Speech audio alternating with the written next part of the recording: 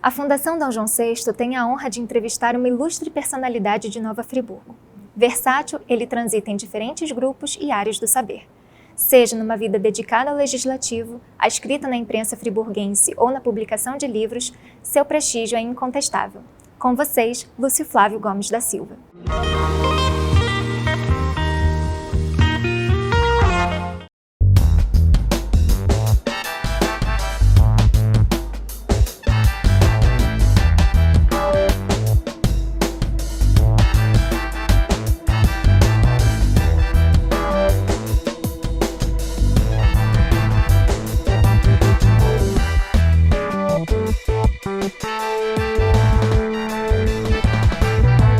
Vamos lá.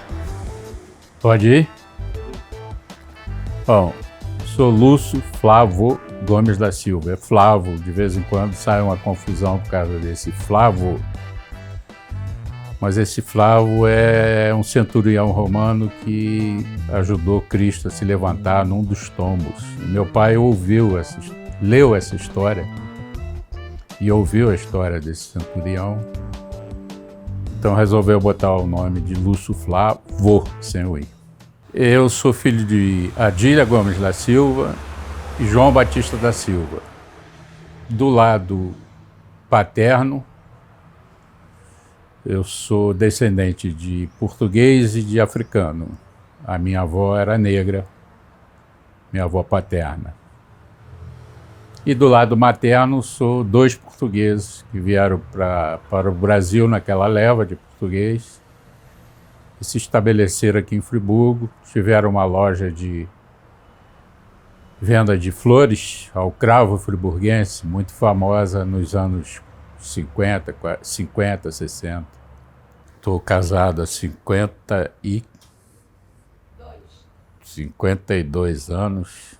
Com a minha esposa, sempre brinco com isso, porque hoje quem faz 5 anos casado é quase que uma novidade. Mas dentro daquela formação que eu diria que da minha geração todos tiveram, não? Você tem que pensar primeiro na família, depois em você. Mas vivo bem, tenho 3 filhos. Lúcio, tem o meu nome, né? Lúcio Flávio, mora em Piracicaba, é corretor em Piracicaba. Flávia é professora do Estado, já trabalhou em diversas escolas, hoje está em Friburgo. E o Luciano, que trabalha com informática, também está trabalhando no Rio de Janeiro, uma firma do Rio. Tem 4 netos. Vitor Hugo, que é o mais velho, mora em Piracicaba, está fazendo mecatrônica, engenharia. Lucas Medeiros,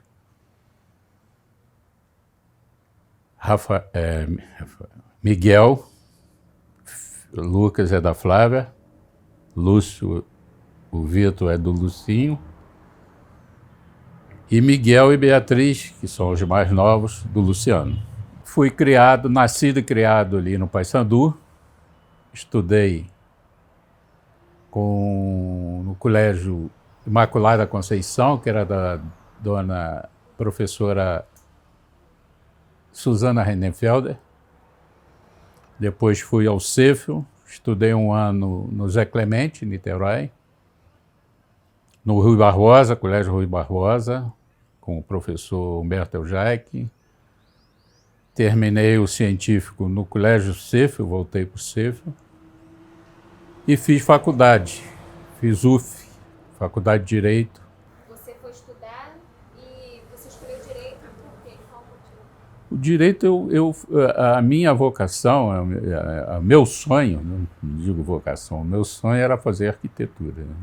Eu tinha muita facilidade nas matérias de desenho e de matemática, mas meu pai não conseguiu me manter num colégio que me gabaritasse. Naquele tempo não tinha nem cursinho, né? Não tinha cursinho.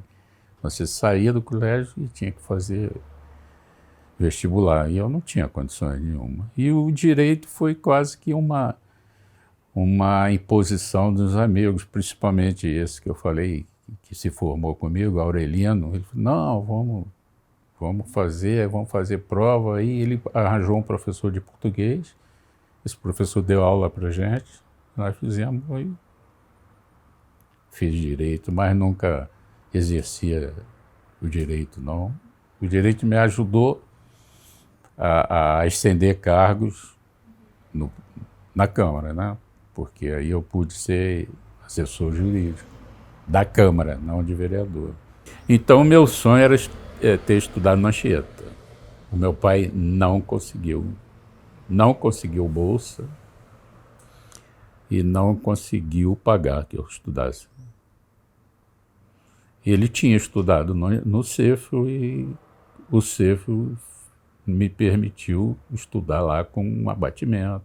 Então, mas eu cheguei até professor Cato, que era um professor de desenho muito famoso em Friburgo, dava aula nos colégios todos de desenho. O professor Cato até conseguiu que eu assistisse aula na Anchieta. Aí no terceiro científico, naquela época existia, mas eu assisti 2 aulas e não consegui assistir mais porque a distância do ensinamento do Anchieta para o CEFRO era enorme, né? Então eu não conseguia conseguia acompanhar a didática deles, o grau de conhecimento deles, que era muito mais adiantado que o CEFRO. Não estou condenando o CEFRO por isso, mas era a realidade. Trabalhei aos 14 anos, entrei na fábrica de renda, para o escritório da fábrica de renda. Trabalhei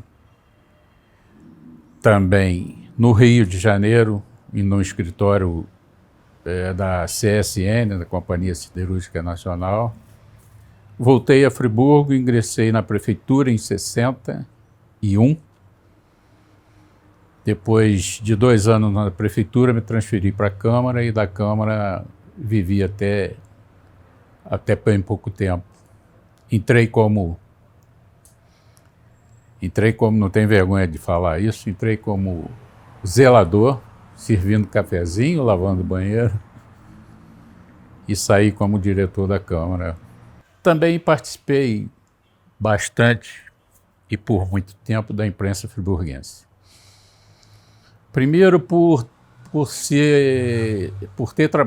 estar trabalhando na Câmara e sabendo um pouco da política friburguense, eu fui convidado primeiro por Reginaldo Miranda, que era diretor do Nova Friburgo, aquele jornal Nova Friburgo. Ele me convidou para ser responsável pela coluna política. Pouca gente sabia que quem fazia a coluna era eu, tendo em vista eu ser funcionário público, eu implicava numa certa,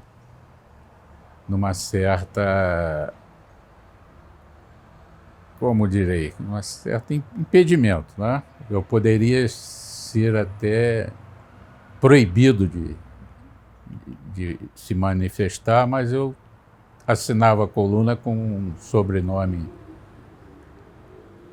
italiano, romano. Então, depois assinei por algum tempo a coluna Pílulas, na Voz da Serra, que era uma linguicinha assim, que ficava na primeira página, a convite do senhor Américo Ventura Filho, senhor Neco, pai do Laércio. Eu trabalhei com o seu Neco na prefeitura, com o seu Antônio, né, o seu Ventura. E ele me convidou, durante algum tempo eu escrevi. Depois, devido à minha grande amizade com o Laércio, que foi talvez o meu grande amigo da minha vida, na morte do pai, o Laércio era gerente da Sinimbu. E na impossibilidade, Laércio ficou quase que impossibilitado de manter o jornal, de dar continuidade ao jornal. porque as funções de gerente da Sinimbu o impediam de ficar à frente do jornal. Então, numa das conversas, ele manifestou o desejo de fechar o jornal, que ele não tinha como manter o jornal e para não perder a mística que o pai tinha trazido o jornal até aquela época, ele preferia fechar o jornal a vender o jornal ou passar o jornal para... E naquela época, quem estava à frente do jornal, na doença do seu Neco, do seu Ventura, quem ficou à frente do jornal foi o Paulo Santos, que também era impedido porque era funcionário do INSS. E quando o Laércio manifestou esse desejo de fechar o jornal, eu falei, não, você não vai fechar o jornal. Nós vamos tomar conta, que eu trabalhava só à tarde, a Câmara só iniciava o trabalho meio-dia. Então eu combinei com o Paulo, de manhã eu ficava no jornal e à tarde o Paulo ficava no jornal. Então ficamos na Voz da Serra, eu e o Paulo Santos, muito tempo. Nós pegamos o jornal A Voz da Serra, ele era o 6º colocado. O seu Ventura era um pouco assim, retilíneo, ele não admitia nada diferente no jornal dele e sempre manteve o jornal sem vínculos políticos, estou dizendo políticos financeiros, mas ele sempre manteve o jornal numa linha que ele achava que era a linha partidária dele, que na época era o PSD. Então nós mantivemos o jornal. Eu falei, era o 6º colocado em Friburgo, tinham 6 jornais. Nós passamos o jornal primeiro para a Offset, depois fizemos jornal colorido e deixamos o jornal na liderança, incontestável, Nova Friburgo. Eu sou um contador de caso até exagerado, né? Porque parece que eu sei das histórias de Friburgo todas, mas aqui eu me lembro bem do Galeria Bar, que era um bar que só servia café, que ficava ali no centro da praça, no edifício União, e era o ponto seria o ponto de encontro de todo mundo, principalmente político e social, era no Galeria. Todos os acontecimentos de Friburgo surgiam no Galeria. Qualquer cheque sem fundo, qualquer traição matrimonial, qualquer briga, a notícia chegava sempre no Galeria Bar. Então, aquilo também nos tornou porta-vozes dos acontecimentos de Friburgo. Nós tínhamos uma mesa meio-dia, era o Frederico Cício, da Ferragem Zaga, Antônio Felipe De Castro, figura também por demais conhecida, era o seu José Chalub, que tinha uma cerâmica, era o seu Antônio Ventura, seu Ventura, o Neco, era o Laércio, e mais alguns que de vez em quando formavam o nosso... Era o Saldanha também, Valdir Saldanha, que era oficial de justiça. E essa mesa, a gente, todo dia, meio-dia, esse café era sagrado. Não só pelo convívio, mas também que a gente queria saber das coisas que aconteciam em Friburgo. Tenho um grande orgulho de ter sido diretor da Câmara Municipal durante muitos anos. A Câmara de Friburgo era uma Câmara invejada no Brasil inteiro. Ninguém entendia como é que a Câmara de Friburgo funcionava com 7 funcionários apenas. Todos 7 concursados. Antes do advento de assessorias políticas, a Câmara de Friburgo eram 7 funcionários somente. E a Câmara de Friburgo era exemplar, porque nós fizemos alguns congressos. Eu participava de servidores e sempre se falava da Câmara de Friburgo. Aliás, Nova Friburgo, agora eu já embalei. Nova Friburgo era uma cidade invejada no Brasil todo. E eu sou contador de história, voltando ao assunto. Estou com o livro pronto.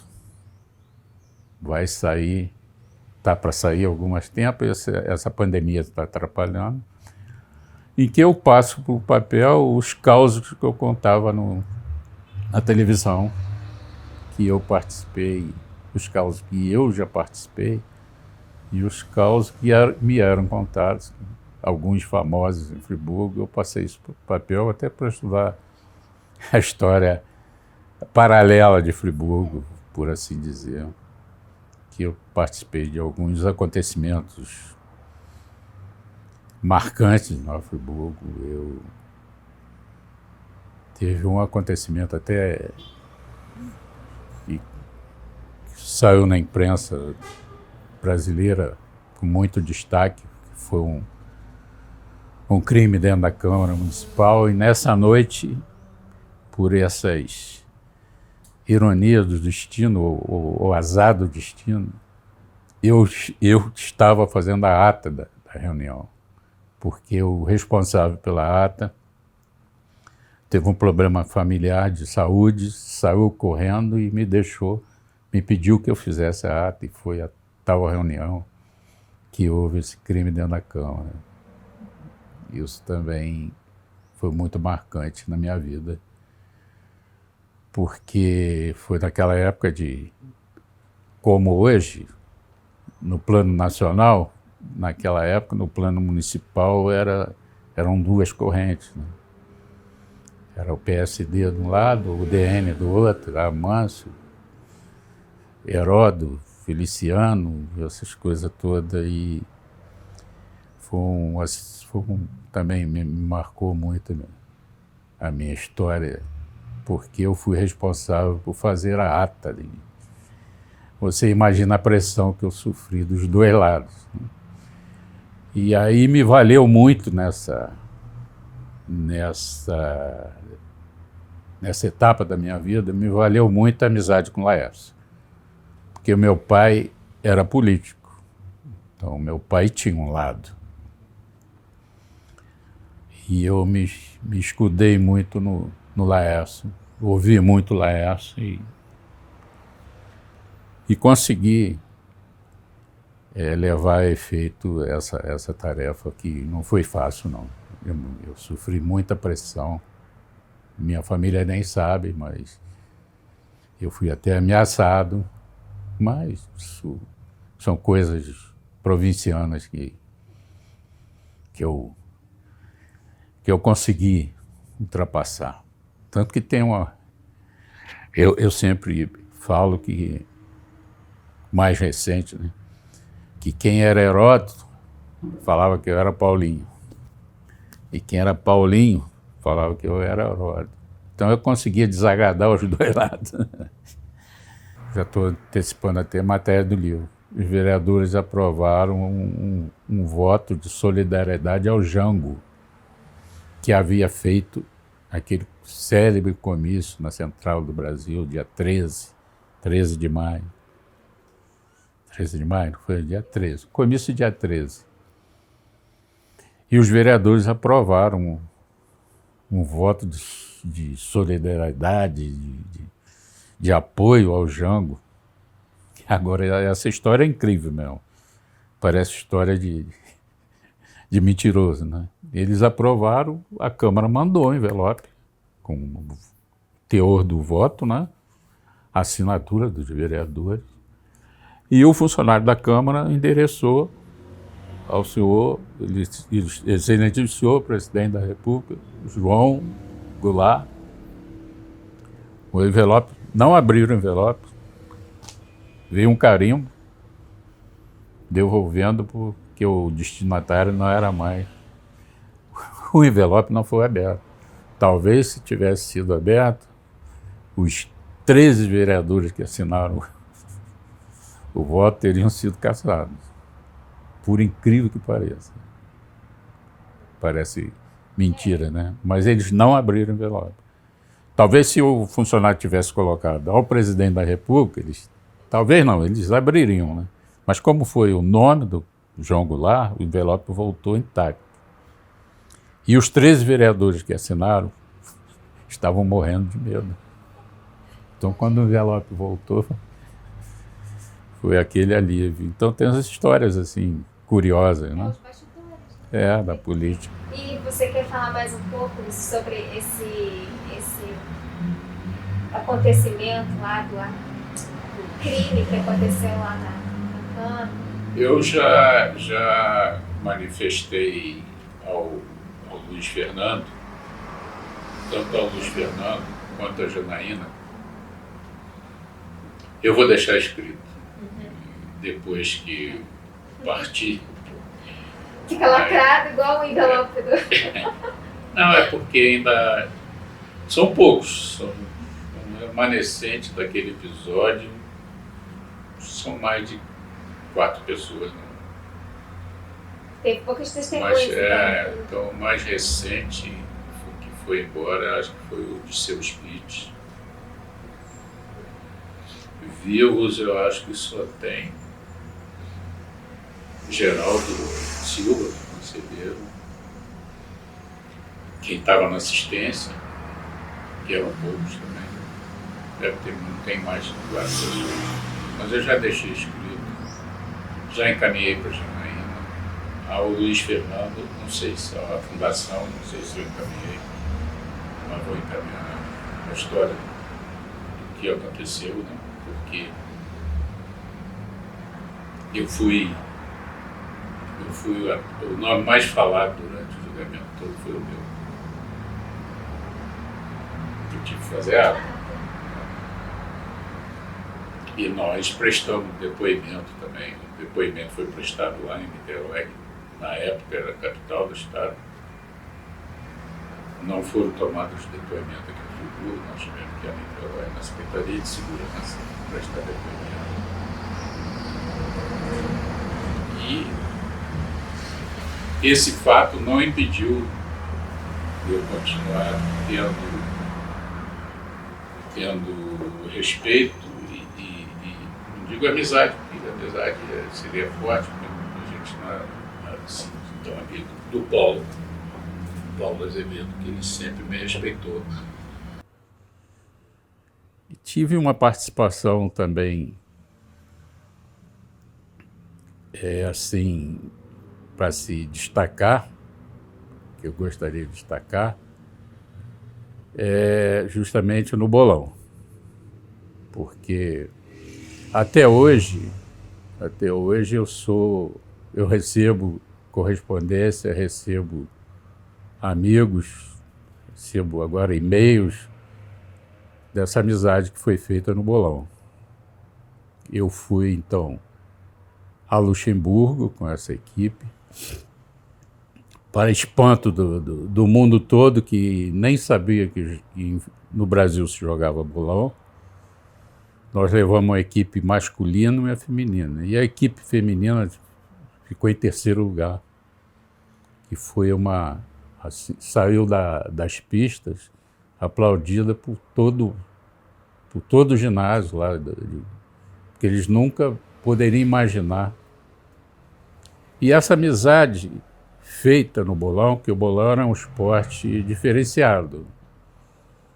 É claro que você joga para vencer, mas no bolão o resultado era o de menos. O importante era a amizade. E por 2 vezes eu fui de carro até Florianópolis com a minha família, uma vez com minha mãe me acompanhou, e fomos parando nessas... Porque o bolão é do Rio para baixo, são os estados que praticam o bolão. Eu fui daqui a Florianópolis e praticamente não gastei nenhum tostão em acomodação e alimentação, porque em cada lugar que a gente chegava, havia até uma disputa para ver quem é que ia, com quem que o Lúcio ia ficar, com quem que a família do Lúcio ia ficar, com onde o Lúcio ia almoçar, quem que ia dar almoço para ele, quem que ia fazer almoço. Então, esse esporte do bolão, infelizmente, declinou, como todos os esportes, né, principalmente esporte de quadra, mas me fez, assim, conhecer muita gente, ser conhecido. Meu neto brinca comigo até hoje, o Lucas. Ele sai comigo, eu ando com ele muito, que ele vive perto aqui. Ele vai contando quantos oi eu dou e quantas pessoas falam, oi Lúcio, oi Lúcio, oi Lúcio. Então, sou uma figurinha assim fácil, né? Não muito querida. Eu estou brincando, eu tenho muito carinho pelos meus amigos, muito carinho. Aqui essa foto é muito significativa, que está o meu irmão, Renato Henrique, médico, eu e ao fundo o meu pai, que foi presidente da Câmara. Esse aqui é o centro. Esse ao centro é o meu pai. E aqui, por fim, agora é o fim mesmo. Aqui é a minha querida vó, quando fez 80 anos, com a família todinha. E é sua avó materna? Essa é a materna, essa é a portuguesinha, que era... Essa foto aqui foi feita onde? Essa foto foi feita ao lado da fábrica de renda, onde tinha uma vila de casas ali. Aparece o... dá pra ver um pouco da renda, não aparece. Eu morei ali também 10 anos naquelas casas. E essa é a minha família. E você tá aqui nessa? Eu estou meio lá em cima, por trás de todo mundo, lá, de branco. Esse rapaz aqui? Bonitão aí. Tinha cabelo e tudo. É uma família Gigantesca. gigantesca. Eu falei com você, né? Eram 6. E faltaram... Bacana que conseguiu reunir todo mundo aqui. Faltaram só uma que estava em trabalho de parto e dois em Niterói que não conseguiram vir. E é isso, dona Vanessa. A minha vida, eu agradeço a vocês pela lembrança. Eu tinha muita vontade de deixar mesmo, até para os meus futuros bisnetos, um pouquinho da história da vida do avô e da família, que tem que se orgulhar muito dos portugueses, chegar aqui sem nada, sem estudo, sem dinheiro, sem amigos, e criaram a família Gomes, né? Eram 7 filhos. E do lado paterno da minha avó, do meu pai, dos meus tios, que também lutaram com essas dificuldades todas. E essa geração que vai vir daí para frente tem que saber um pouquinho dessa história, que as coisas eram muito difíceis. Eu dei o exemplo da bicicleta, dei o exemplo do colégio. Meu sonho também era estudar na Anchieta. E também não consegui.